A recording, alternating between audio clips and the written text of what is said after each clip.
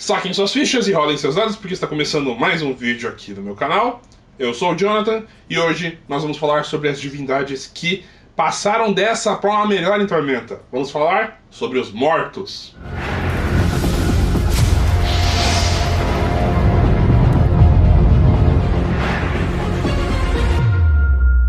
Meu amigo, ser uma divindade em Tormenta não é fácil. Você pode ascender, você pode ser o líder do panteão e você pode simplesmente morrer. Tá certo que em um curto período de tempo, duas divindades morreram praticamente ao mesmo tempo em Arton.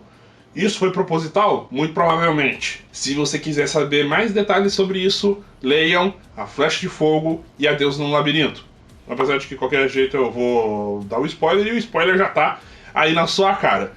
As divindades que morreram foram Tauro, deus da força, e Ragnar, deus da morte dos goblinoides. Só um adendo rápido antes da gente começar. Muitas das coisas que eu tô falando aqui com relação a Tauron e Ragnar, e até mesmo do vídeo anterior falando sobre a Glórien e Kim, são em parte achismo, tá? Eu tô criando uma parte disso. Porque isso não tinha sido convertido pra Tormenta 20. Muito provavelmente não vai ser, tá? Eu tô resgatando um pouco da história do cenário, criando material novo pra isso, nos moldes daquilo que a gente tá vendo já em Tormenta 20, beleza? Então isso não é oficial. Tauron, deus da força dos Minotauros, conhecido também lá nas ilhas de Gaurásia como Divina Serpente. Entre os orcs é conhecido como Rei Horcom, Moreia de Fogo entre os Elfos do Mar e Li-Chek entre os Trogs.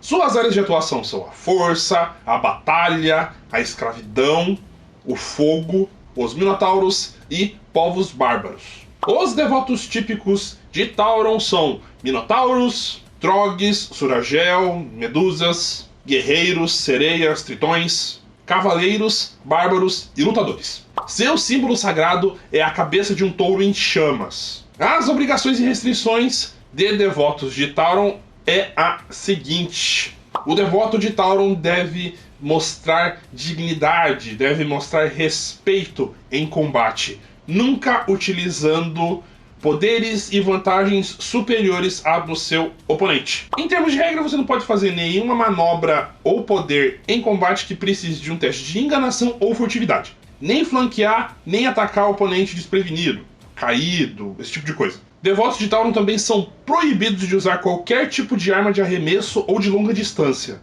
É pra sair na mão mesmo. Incluindo magia de ataque à distância. Mas magia de toque ou de melhoramento pessoal, pode. Além disso, devotos de Tauron têm a obrigação de proteger os fracos. O fraco protege o forte e o fraco deve tributo ao forte. Essa é a ideia de Tauron. Tauron não tem direito a paladinos, por mais que muita gente pensasse que tinha. Eu não sei por que o pessoal achava que tinha.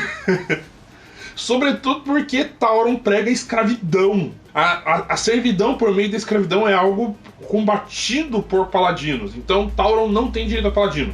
Esquece. Os aliados divinos de Tauron eram, em sua maioria, divindades que ele considerava mais fracas e que dependiam da proteção dele. Segundo ele, Tenebra se encaixava nesse quesito, assim como Glórien, que depois caiu e virou escrava dele, Lena e Mara. Já as inimizades de Tauron é uma coisa meio estranha. Ele desafiava todo mundo, sobretudo quem estivesse na liderança. Então ele batia muito cabeça com Calmir.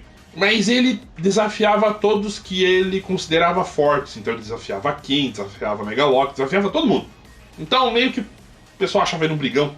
O sumo sacerdote de Tauron é Kelskan, um minotauro que quando ele era criança, quando ele era infante, ele era muito mirradinho, muito fraco, mas que por conta de um milagre ele se transformou no maior minotauro do mundo. Ele é absurdamente forte e, é claro, devotado a Tauron. O reino divino de Tauron era Kundali. O reino dele não desapareceu, o reino dele não tá se autodestruindo como aconteceu com o Pan de Tilian, porque a essência divina dele meio que tá presa em Arton, no cadáver morto e falecido dele. Então isso meio que tá mantendo as coisas ainda inteiras até certo ponto. Kundali é um planeta gelado, como se fossem as Montanhas Uivantes. Mas ele tem um centro quente. Então a ideia é de que qualquer um pode chegar até Tauron no lugar que é mais confortável, perto da divindade, mas longe dele você tem que passar pelas intempéries. E é exatamente essa a ideia dos devotos, eles ficarem na parte gelada para visitar a divindade na área quente. Bom, como eu tinha dito, a coisa mais interessante atualmente com relação a Tauron é que, apesar da divindade ter morrido, a essência divina da divindade ela tá presa no plano material. Ela ficou presa no cadáver dele em Arton, ali pertinho de Tíberos, a capital do Império de Tauron. O que acontece é que a essência divina de Tauron está tentando manter uma parte da população ainda protegida lá em Tíberos, na área de Tormenta, mas no geral a coisa ela tá feia. As Dragoas Caçadoras de Gaurásia, um povo sauroide que vive lá na região de Gaurásia, elas têm um ritual de passagem no qual, depois que elas derrotam um grande inimigo e elas vão se sagrar devotas, ou no caso clérigas mesmo, da Divina Serpente, elas entram em uma caverna e nessa caverna elas chegam numa câmara onde elas veem a Divina Serpente. Segundo o Mundo dos Deuses, as Dragoas Caçadoras elas enxergam outra coisa que os devotos, que os Minotauros enxergam quando elas chegam nessa câmara. Na verdade, essa câmara que elas iam era, na verdade, uma câmara com uma imensa estátua de Tauron que elas enxergavam como sendo a Divina Serpente. Então é uma coisa um pouco ilusória, vai saber. O que aconteceu agora que a divindade morreu, eu não faço a mínima ideia. E na verdade, quando as dragoas passavam por essa caverna, elas estavam entrando em um portal que levava elas direto para Kundalini. Agora vamos falar de Ragnar, deus da morte dos Goblinoides, que também passou dessa com uma melhor. Finalmente, não vi a hora. A coisa engraçada é que as três divindades que eu menos gostava, que era exatamente Tauron, Ragnar e Glórien, foram todas limadas de uma vez só. 10 de 10. Não sei agora que ela ainda tá viva, mas ela vai desaparecer do cenário, vai sumir, ela vai virar, sei lá, um Gollum do cenário. Ragnar é conhecido também entre os humanos como Lin, ou também Ceifador. São esses os outros nomes típicos de Ragnar. A área de atuação de Ragnar era a morte, os goblinoides, humanoides monstruosos, matança e a selvageria. Os devotos típicos são os goblinoides mesmo, medusas, trogs, suragel, osteon, bárbaros. Eu tô considerando osteon aqui, tá? Mas na época que ele existia ainda não tinha osteon, mas enfim. Guerreiros, arcanistas e druidas. Essa parte dos druidas eu que considerei, tá? Eu considerei druidas sobretudo por conta da forma selvagem, tá? Esse tipo de coisa. Enfim, vocês devem entender. O símbolo sagrado de Ragnar era um sol eclipsado por um círculo preto. Estão mostrando um eclipse. As obrigações e restrições de Ragnar são bem complicadinhas. Para você poder avançar de nível sendo devoto de Ragnar, você precisa fazer um sacrifício de uma criatura de nível igual ou superior à metade do nível que você quer alcançar. Por exemplo, você é um personagem de 7º nível e está pensando em avançar para o 8º. Você precisa sacrificar em ritual uma criatura de nível 5 ou superior.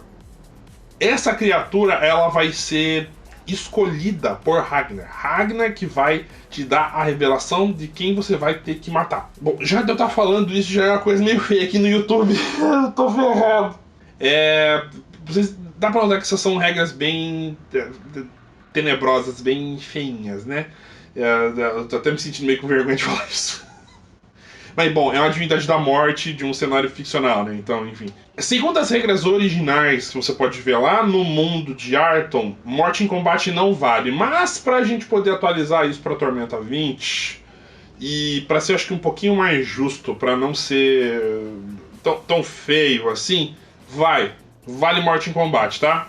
Então eu vou deixar aqui especificado que vale morte em combate pra Tormenta 20. Eu acho que é morte, continua sendo morte. Óbvia e nitidamente, ele não tinha direito a paladinos.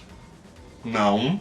Os aliados divinos de Ragnar, em sua grande maioria, é uma só: Tenebra. E quem leu O Inimigo do Mundo vai lembrar bem disso. Os inimigos divinos de Ragnar era praticamente todo mundo. Ninguém gostava do Ragnar. O Ragnar, ele sempre foi maluco, sempre foi odiado. O reino divino de Ragnar é Dethok, um mundo de morticínio, chacina em todas as maneiras possíveis e imagináveis, diferentes de você morrer. Inclusive o capítulo dele no Mundo dos Deuses é muito bacana. O sumo sacerdote de Ragnar é Gardalok, um goblinoide muito velho, muito provavelmente o primeiro clérigo de Ragnar, que foi avançando, se transformou no sumo sacerdote, que se transformou no Lich. Interessante, né? O devoto máximo do Deus da Morte, enganando a morte. Hoje, depois de tudo que rolou do cenário, muito provavelmente Gardalok tá ali ainda. Afinal de contas, ele é um Lich. Ele vai viver pra sempre. Bom, agora que Ragnar morreu, teve várias diferenças, várias coisas que mudaram no mundo. A primeira delas foi, né, que Tirundir foi dizimada, tá completamente destruída, cheia de crateras e com lagos do sangue preto. Um líquido que não se sabe dizer bem a origem, mas que se você encosta nele, você morre. Só isso, é tipo morte certa. Além disso, a formação rochosa que era o istmo de Hamfastet, que era a ligação entre Arton Norte e Sul, ele ficou todo esburacado, né, por conta da flecha de fogo, e hoje ele é um caminho transitável, né, entre os mares do leste e do oeste. E foi rebatizado como as Costelas de Ragnar. Então, por mais que Ragnar tenha sumido, ele ainda tá ali um pouquinho ainda na cultura, né? Califor, a antiga cidade fortaleza que protegia Arton Sul de Arton Norte e passou depois a proteger Arton Norte e Arton Sul, virou uma paródia grotesca do que já foi e hoje só tem criaturas nefastas lá. Inclusive Gardalok, o Lich, antigo sumo sacerdote de Ragnar, e ele está tentando agora reunir tropas da Aliança Negra antigas para tentar fazer o mundo como deve ser na visão dele. Oi, eu aqui de novo.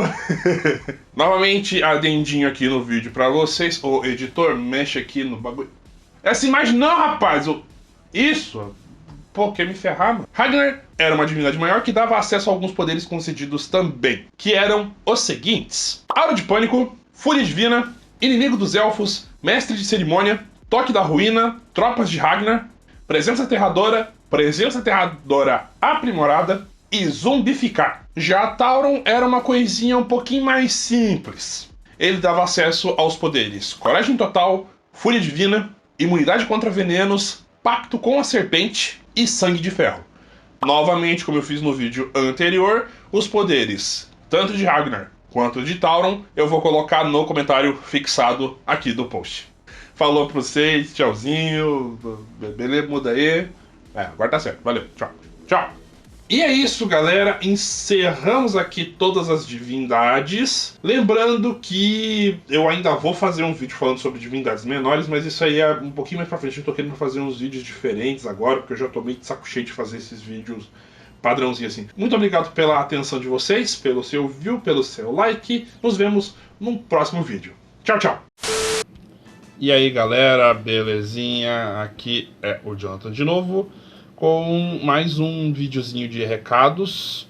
Esse agora é introduzido no outro vídeo, porque daí tem a galera que não vai querer assistir só o vídeo de recado, então eu resolvi deixar aqui. Tô com a iluminação diferente porque eu mexi na conformação do quarto, então agora tá esquisito. Mas enfim, o que é preferível é vocês me enxergarem. A grande questão aqui é que eu vou, sem enrolar muito mais, eu vou entrar numa pausa do canal. Isso porque as minhas aulas já começaram. Quando eu tô lançando esse vídeo aqui, me espera, eu editei ele antes de começar as aulas, porque eu quero me concentrar 1000% nas minhas aulas. Talvez eu lance alguma coisa durante esse período de pausa, talvez, mas eu acho pouco provável. As minhas aulas vão ir agora, de setembro, até dezembro. Então eu vou estudar agora todo o final do ano, né? Todo o restante do ano. E eu fui meio maluco e eu resolvi pegar 5 matérias. Então vai ser bem puxado. Por que eu peguei 5 matérias? Porque elas me interessaram pra caramba e eu tô trancado dentro de casa. Eu até dei uma saidinha neste final de semana agora, antes dessa semana das minhas aulas, por 2 motivos. 3, na verdade. Para comemorar a volta das minhas aulas, para comemorar a minha imunização. Eu estou plenamente imunizado. Se vocês viram lá no Instagram do canal, eu coloquei os vídeos, né, com eu tomando as minhas doses de vacina. E que agora eu recebi a minha bolsa do mestrado. Então agora a coisa vai ser menos complicada. Então eu fui contemplado com uma bolsa de estudos, então eu posso agora poder tranquilamente fazer o meu trabalho, até porque o Estado me obriga a não trabalhar. Então eu vou poder me dedicar inteiramente à ciência, àquilo que eu queria finalmente fazer. Não é uma bolsa que vai me deixar rico, muito pelo contrário, mas ela pelo menos ela vai conseguir me possibilitar ir viajar até lá ao Rio Grande do Sul para fazer os meus experimentos quando for necessário. Provavelmente lá no começo do ano que vem, então eu vou ter que voltar para Porto Alegre. Não tão cedo, mas eu vou ter que voltar para lá e tal. Ou seja, eu posso ter uma segunda chance para tentar pegar os autógrafos do Trevisan nos meus LED. Aqui, ó, meus LED aqui. Tá aqui, ó, dá para tentar pegar os autógrafos do Trevisan de novo, entre outras coisas. Então agora dá pra tentar fazer as coisas de um jeito diferente, dá pra alugar um quartinho melhor do que o que eu tinha alugado também. Enfim, dá pra fazer as coisas agora de um jeito diferente, mais eficiente. Por falar no Trevisan e em Tormenta, eu ia lançar esse vídeo, na verdade, no lugar desse aqui, né, dos deuses, mas o 7 de setembro eu decidi descansar e tudo mais. E então eu vou falar aqui rapidamente, e mais no futuro vocês vão ter mais informações sobre isso, mas eu estou começando a desenvolver o material que eu vou publicar na iniciativa Tormenta 20. Eu estou com a intenção de iniciar com 3 materiais, tá? O primeiro que eu vou lançar vai ser uma adaptação de uma aventura antiga, lançada no Só Aventuras. Eu não vou falar qual que é a adaptação, até porque eu quero fazer isso eu mesmo, né? Ninguém cortar a minha vez, mas é uma adaptação até para eu treinar como o formato e tudo mais, para fazer uma coisa mais certinha. O segundo material é um material exclusivo, é uma organização que eu tenho criado ela já há algum tempo e agora que eu tô botando ela no papel. Na verdade, eu tô botando ela no papel pela segunda vez, né? Mas agora colocando ela no papel para publicação. Esse é um material que eu pretendo gastar um pouco mais com ele, então eu quero pagar ilustradores para fazer algumas ilustrações. E a terceira publicação seria a última parte da Vingança Élfica que eu tinha criado. Tem até um ouvinte esses tempos do canal que ele pegou e falou assim: gostaria muito de ver esse material. Então, você vai ver na iniciativa Tormenta 20 assim que ela sair, assim que eu terminar esse material. Agora que eu tenho meu fomento, né? Agora que eu tenho meu dinheiro, ou melhor, que eu vou ter, porque ainda não recebi nada, né? Mas agora que eu vou conseguir receber, eu vou poder gastar com ilustrações para os livros, né? Eu, como não sou muito louco, eu vou fazer as ilustrações aos pouquinhos. Então eu vou pagar uma ilustração de cada vez, todas, acredito eu, com o mesmo artista. Ainda estou pensando seriamente em quem que eu vou contratar. Eu tenho alguns ilustradores que eu gosto. Não vai ser o Ricardo Mango, tá? Porque o Ricardo Mango é meio manjado. Eu quero chamar gente que não esteja já introduzida no mundo de Tormenta. Então eu quero chamar outras pessoas para fazer as artes e gente que eu goste da arte. Não estou dizendo que eu não gosto da arte do Mango, tá? Eu quero chamar gente que eu goste mesmo da arte, que eu ame a arte. Então eu vou dar uma analisada ainda para ver as minhas possibilidades. Além também de fazer as ilustrações dos personagens que eu queria muito fazer a ilustração da minha paladina, Miriam, que eu nunca mais joguei de novo com ela, mas eu quero muito fazer uma ilustração para ela e tal. Então, enfim, agora dá para gastar um pouquinho com essas besteirinhas para algo maior e mais legal. Enquanto isso, daí, durante esse período, talvez eu lance um vídeo ou outro no mês, mas eu acho muito difícil.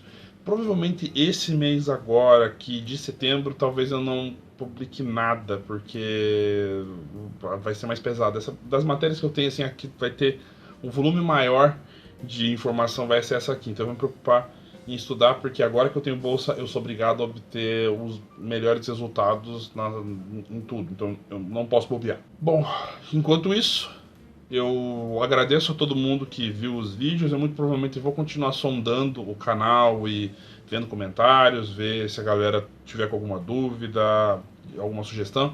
Vou continuar vendo, vou continuar respondendo, tá? Então, se vocês quiserem comentar, continuem comentando, tá tranquilo. Sigam lá no Instagram. De repente um dia eu poste mais alguma coisa lá. Eu postei umas imagens dando umas cartas minhas de Yu-Gi-Oh!, mas ficou meio bosta a imagem, então eu tenho que dar uma repensada em como fazer isso. No mais, eu agradeço muito a todos vocês e nós nos vemos no ano que vem, quando o canal voltar efetivamente. Tchau, tchau.